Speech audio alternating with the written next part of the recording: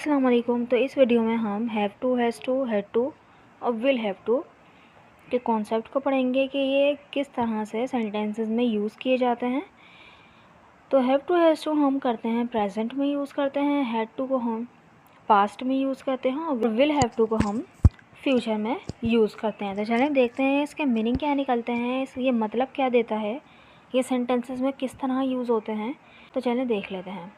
Have to, has to, had to और will have to देखें इसकी डेफिनेशन क्या है कि इट शोज़ कंपल्सन। कंपल्सन यानी कोई मजबूरी, एंड ऑब्लिगेशन यानी कोई ड्यूटी, ठीक है, जो कि हमें करनी ही है, ठीक, या करनी पड़ती है। हम कोई काम करना चाहते हैं या नहीं चाहते, बस वो हमें करना पड़ता है काम, ठीक। और ऑब्लिगेशन यानी ड्यूटी हमारी, वो हमें करनी ही है ज़रूर। ओके, तो चलें देखते हैं कि किस तरह से सेंटेंसेस में यूज़ होते हैं। जैसे मुझे कपड़े धोने पड़ते हैं, ठीक है, मुझे कपड़े धोने पड़ते हैं, मैं चाहती नहीं हूँ या कुछ भी, बस मुझे धोने पड़ते हैं, ठीक है, कपड़े। तो मैं उसके काम करने पड़ते थे। अब प्रेजेंट में हम देखें, ये प्रेजेंट में यूज़ हुआ है, मुझे कपड़े धोने पड़ते थे, ये प्रेजेंट में यूज़ हुआ, ठीक।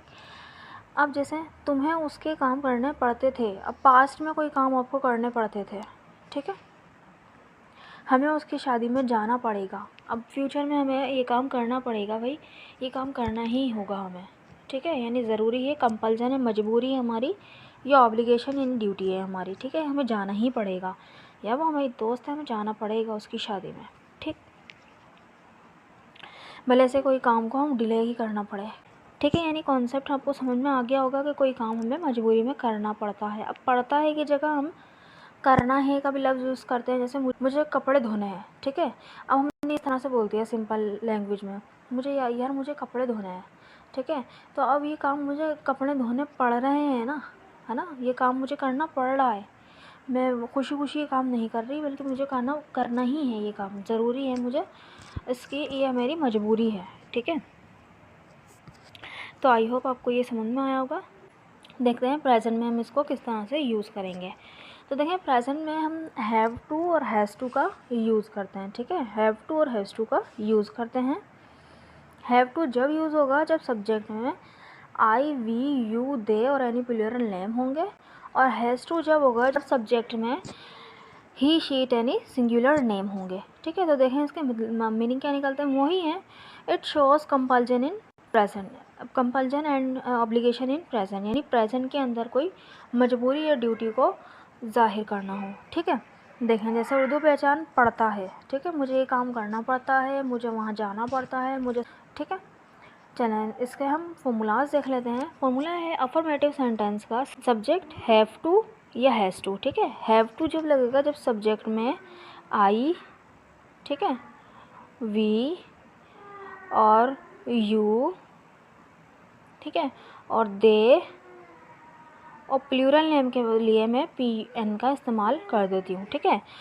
हैव जब लगेगा जब आई, वी, यू, दे और प्लूरल नेम होंगे, और अगर हैज़ टू जब लगेगा जब सब्जेक्ट में ही, शी, ठीक है, इट और एनी सिंगुलर नेम होंगे, ठीक है, सिंगुलर नेम होगा यानी कोई एक नाम होगा, ठीक। तो क्या लगेगा, हैज़ टू लगेगा। तो subject have to, has to plus verb की फर्स्ट फॉर्म, देखें जितने भी मोडाल्स हैं इसके साथ हमारे लगती है वर्ब की फर्स्ट फॉर्म, भले से कोई भी मोडाल हो उसके लिए हम लगाते हैं वर्ब की फर्स्ट फॉर्म, प्लस आ गया ऑब्जेक्ट, ठीक है। नेगेटिव सेंटेंस में क्या होगा कि सब्जेक्ट बस यहाँ पे आ जाएगा डू और डज, ठीक है, डू और does not, okay, do does not आ जाएगा। डू कब लगेगा जब सब्जेक्ट में आई, वी, यू, दे और प्लूरल नेम होंगे, जो कि मैंने यहाँ पे लेफ्ट हैंड साइड पे लिखे हुए हैं, ठीक। और डज जब लगेगा जब he, she, it any singular name होंगे, जो कि मैंने राइट हैंड साइड पे लिखे हुए हैं। फिर आ जाएगा हैव टू, अब यहाँ पे हैज़ टू नहीं आएगा क्योंकि डू में हम ईएस का इजाफा कर चुके हैं। फिर आ जाएगी वर्ब की फर्स्ट फॉर्म, फिर आ जाएगा ऑब्जेक्ट। कन्फर्मेटिव सेंटेंस में क्या होगा कि डू डज पहले आ जाएगा, फिर आ जाएगा सब्जेक्ट, फिर हैव टू आएगा, और फिर वर्ब की फर्स्ट फॉर्म में फिर आ जाएगा ऑब्जेक्ट, और फिर WH फैमिली आएगा, फिर डू डज आएगा, फिर सब्जेक्ट, फिर हैव टू आएगा, और वर्ब की फर्स्ट फॉर्म के साथ फिर आ जाएगा ऑब्जेक्ट, ओके। चलें तो आगे बढ़ते हैं। देखें हैव टू, हैज़ टू मैंने यहाँ पे भी इसको डिफाइन कर दिया कि हैव टू और डू जब लगेगा जब सब्जेक्ट में आई, वी, यू, दे और एनी प्लूरल नेम होंगे। देखें आई, वी, यू, दे या प्लूरल नेम्स होंगे, और हैज़ टू और डज जब लगेगा जब ही, शी, इट और एनी सिंगुलर नेम होगा। चलिए सेंटेंसेस की तरफ बढ़ते हैं। सेंटेंस पहला क्या है, देखें, मुझे कपड़े धोने पड़ते हैं। तो मुझे आई के साथ क्या लगता है, हैव टू, ठीक है, हैव टू लगाया, फिर आ जाएगा वॉश, धोने के लिए वर्ब की फर्स्ट फॉर्म वॉश, फिर द क्लॉथ्स, ठीक है, ये ऑब्जेक्टिव पार्ट आ गया, I have to wash the clothes. Negative sentence देखते हैं, मुझे कपड़े नहीं धोने पड़ते हैं। तो आई के साथ डू हेल्पिंग वर्ब लगता है, तो डू आया, do not have to wash the clothes, I do not have to wash the clothes, ठीक है। इसका हम कन्फर्मेटिव सेंटेंस देखते हैं, क्या मुझे कपड़े धोने पड़ते हैं, तो डू पहले आ गया हेल्पिंग वर्ब, फिर आ गया I have to wash the clothes, do I have to wash the clothes, ठीक। तो इसका इंटेरोगेटिव सेंटेंस देखते हैं, मुझे किसके कपड़े धोने पड़ते हैं, किसके, हुज क्लॉथ्स, यानी किसके कपड़े, हुज क्लॉथ्स, ठीक है, किसके कपड़े, do I have to wash धोने पड़ते हैं, मुझे किसके कपड़े धोने पड़ते हैं, whose clothes do I have to wash. तो नेक्स्ट सेंटेंस की तरफ बढ़ते हैं, देखें, उसे स्कूल जाना पड़ता है, she has to go to school, she के साथ हैज़ टू लगेगा, ठीक है। हैज़ टू के बाद जाना, जाना क्या होता है, गो, फिर गो के साथ तो लगता ही टू है, उसके बाद आता है कोई नाउन, तो उसके बाद क्या लगता है, उसके बीच में क्या लगता है, टू लगता है। तो she has to go to school, ये इसका रूल है कि गो के बाद हमेशा टू लगेगा। क्या गया, she does not have to go to school, she does not have to go to school. न तो कन्फर्मेटिव सेंटेंस का देखते हैं, देखें, क्या उसे स्कूल जाना पड़ता है, does she have to go to school, does she have to go to school. Next sentence, ये इसका इंटेरोगेटिव सेंटेंस है, उसे स्कूल कब जाना पड़ता है, तो कब के लिए हम यूज़ करते हैं when does she have to go to school. अब तो चलिए नेक्स्ट सेंटेंस की तरफ बढ़ते हैं, अली को काम करना पड़ता है, अली हैज़ टू वर्क, ठीक है। तलहा और बिस्मा को उनसे माफ़ी नहीं मांगनी पड़ती है, Talha and Bisma does not, यहाँ डू नॉट आएगा, डज़ नॉट नहीं आएगा, तो क्या दो दफ़ा लिख दिया, तो यहाँ पे एक डज़ नॉट काट देंगे, do not have to apologise to them, Talha and Bisma do not have to apologise to them, ठीक है।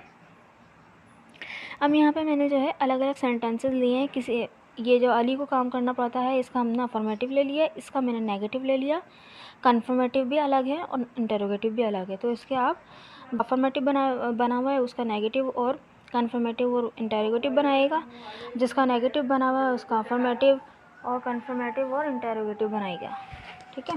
सेंटेंस है, क्या उन्हें ये खाना पड़ता है, do they have to eat it, do they have to eat it, ठीक।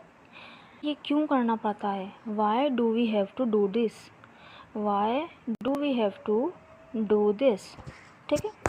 तो चलें इसके हम पास्ट यूज़ पे पढ़ते हैं। पास्ट में क्या हम यूज़ करते हैं, हैड टू, और मीनिंग देखें सेम निकलते हैं, it shows compulsion in the past, क्या है, ये मजबूरी को पास्ट में जाहिर करता है, यानी पास्ट में हमें कोई मजबूरी थी, जैसे कि उर्दू पहचान क्या है, पढ़ता था, ठीक है, कोई काम हमें करना पड़ता था, ओके। चलें फॉर्मूलाज की तरफ बढ़ते हैं। फॉर्मूलाज क्या हैं इसके, बस क्या होगा कि जैसे वहाँ पे हैव टू था ना, यहाँ पे हैड टू आ जाएगा, और वहाँ पे डू डस का इजाफा होता है, यहाँ पे डिड का इजाफा हो जाएगा, ठीक है। और देखें अफर्मेटिव सेंटेंस में क्या हुआ, पहले आएगा सब्जेक्ट, फिर आएगा हैड टू, फिर उसके बाद आ जाएगा वर्ब की फर्स्ट फॉर्म, फिर आ जाएगा ऑब्जेक्ट, ठीक है। हैड टू सबके साथ सब्जेक्ट में जो भी होगा उसके साथ हैड टू लगेगा, I, we, you, they, he, she, it, any singular name, any plural name, जो भी होगा उसके साथ हैड टू लग जाएगा, ठीक है। नेगेटिव सेंटेंस में क्या होगा, बस सब्जेक्ट के बाद डिड हमारा हेल्पिंग वर्ब आ जाएगा, ठीक है। तो डिड, फिर उसके बाद आ जाएगा नॉट और फिर हैव टू। अब यहाँ पे हैव टू नहीं रहेगा, हैव टू ही आ जाएगा, वर्ब की फर्स्ट फॉर्म आ जाएगी, ठीक है। वर्ब की फर्स्ट फॉर्म आएगी और फिर ऑब्जेक्ट आ जाएगा। हैव एक वर्ब है ना, तो उसके साथ क्या है, ये एक वर्ब की फर्स्ट फॉर्म है, और हैड क्या है, वर्ब की सेकंड फॉर्म है, हैड, ठीक है। हैव हैड होता है ना, ठीक। अब देखें कन्फर्मेटिव में क्या होगा, डिड पहले आ जाएगा जो हेल्पिंग वर्ब है, फिर सब्जेक्ट, फिर हैव टू, फिर वर्ब की फर्स्ट फॉर्म प्लस ऑब्जेक्ट, ठीक है। अब यहाँ पे हैव टू ही रहेगा, हैड टू नहीं होगा, हैड टू बस शुरू में था। अब यहाँ पे क्योंकि डिड किसकी सेकंड फॉर्म है, डू की ना, तो डू की एक सेकंड फॉर्म इस्तेमाल कर चुके हैं, इसलिए हम फर्स्ट फॉर्म इस्तेमाल करेंगे। तो यहाँ पे आ गया WH फैमिली, फिर आ गया डिड, फिर आ गया सब्जेक्ट, फिर हैव टू, और फिर वर्ब की फर्स्ट फॉर्म, और फिर आ गया ऑब्जेक्ट। चलें तो इसके सेंटेंसेस की तरफ बढ़ते हैं। देखिए पहला सेंटेंस क्या है, तुम्हें उसके काम करने पड़ते थे, तुम्हें उसके काम करने पड़ते थे, तो तुम्हें यानी तुम, ठीक है। यू हैड टू आएगा, यानी सबके साथ ही हैड टू ही आएगा, सब्जेक्ट में कुछ भी होगा। हैड टू करना तो डू, ठीक है, डू वर्ब की फर्स्ट फॉर्म डू, और उसके काम हर वर्क्स, ठीक है। You had to do her works, you had to do her works. Negative sentence देखते हैं, तुम्हें उसके काम नहीं करने पड़ते थे। यू के बाद आ गया अब डिड, ठीक है, डिड नॉट, डिड नॉट, और यहाँ पे हैड टू किस में चेंज हो गया, हैव टू में, तो ये हो गया you did not have to do her works. है क्या तुम्हें उसके काम करने पड़ते थे, did you have to do her works, ठीक। तुम्हें उसके कौन से काम करने पड़ते थे, which of her works did you have to do. अच्छा देखें, वर्क जो है एज अ नाउन भी यूज़ किया जा सकता है और एज अ वर्ब भी यूज़ किया जा सकता है, ठीक है। तो यहाँ पे मैंने एज अ नाउन यूज़ किया है और वर्ब जो है एज अ डू यूज़ किया है, ठीक है, करने के लिए। तो चलें नेक्स्ट सेंटेंस देखते हैं। देखें, उसे वहाँ हर कीमत पर जाना पड़ता था।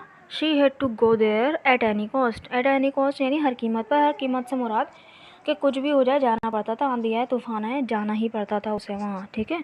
She had to go there at any cost. हमें रोज़ दवाई नहीं खानी पड़ती थी। We did not have to take medicine daily. Next sentence देखते हैं।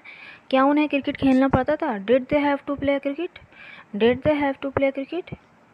हूर को मेकअप क्यों करना पड़ता था, why did her have to apply makeup, why did her have to apply makeup, ठीक है। तो देखें यहाँ पे मैंने सबके अलग अलग बनाए, इनके आप चारों सेंटेंसेस खुद से बनाइएगा, ये आपकी प्रैक्टिस भी हो जाएगी। इसका फ्यूचर यूज़ देखते हैं। फ्यूचर में हम करते हैं विल हैव टू, ठीक है, will have to, as a will have to, और देखें मीनिंग वही निकलता है मुझसे कि फ्यूचर को जाहिर कर देता है ये।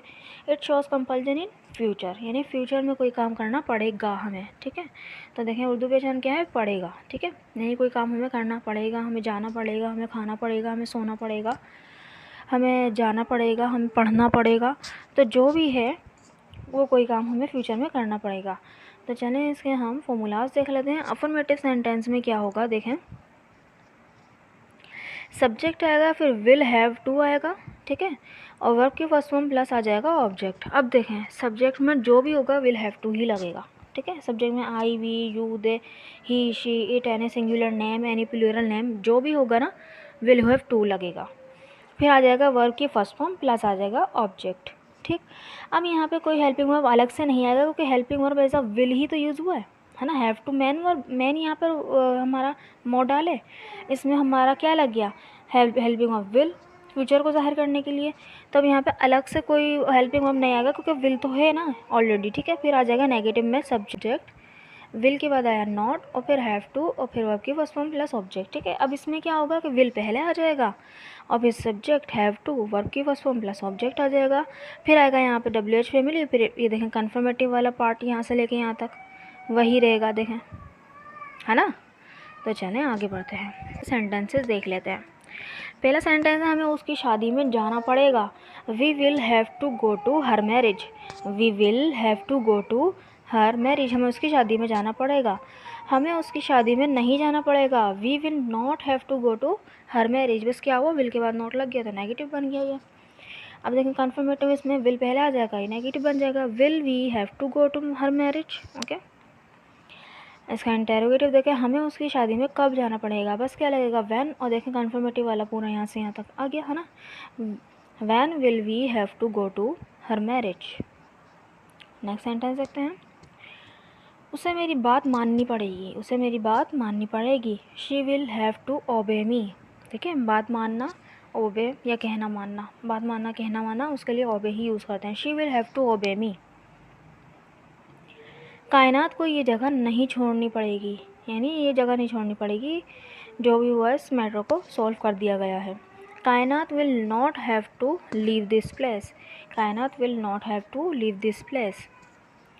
क्या उस्मान और फ़ारूक को ट्रेनिंग के लिए लाहौर जाना पड़ेगा, will Usman and Farooq have to go to Lahore for training. Interrogative sentence क्या है, उन्हें कब किताबें ख़रीदनी पड़ेंगी, तो when will they have to buy books, okay. तो आई होप आपको यहाँ तक समझ में आया होगा अच्छी तरह से। Thanks for watching. अगर ये वीडियो अच्छी लगी तो चैनल को सब्सक्राइब कीजिएगा, वीडियो को लाइक कीजिएगा और इसको शेयर भी कीजिएगा, ठीक है। और ये मॉडल की सीरीज़ में अभी लाती रहूँगी, इसके बाद हम और भी मॉडल लेकर आएंगे, ठीक है। तो रोज़ाना एक वीडियो मॉडल की आएगी और एक एडवांस स्ट्रक्चर की आएगी, ठीक। अल्लाह हाफिज़।